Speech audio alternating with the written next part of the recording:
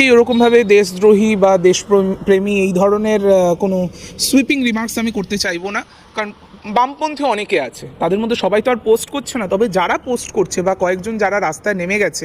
দেখুন একটা জিনিস তো আপনারা মানেন যে বামপন্থীরা নিজেদেরকে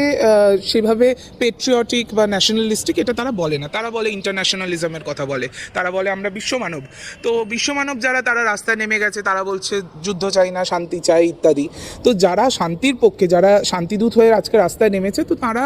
এই যে যারা ধরুন টেররিস্টরা আমাদের ২৬ জন ভারতীয় নিরীহ নাগরিককে মেরে দিল, সেই সময় তারা কেন শান্তি মিছিলটা করেননি, এটাই আমার প্রশ্ন। তো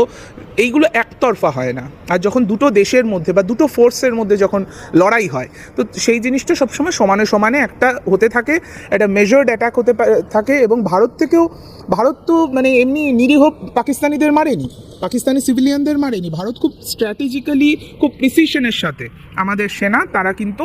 পাক জঙ্গি ঘাঁটিগুলোকে নষ্ট করেছে।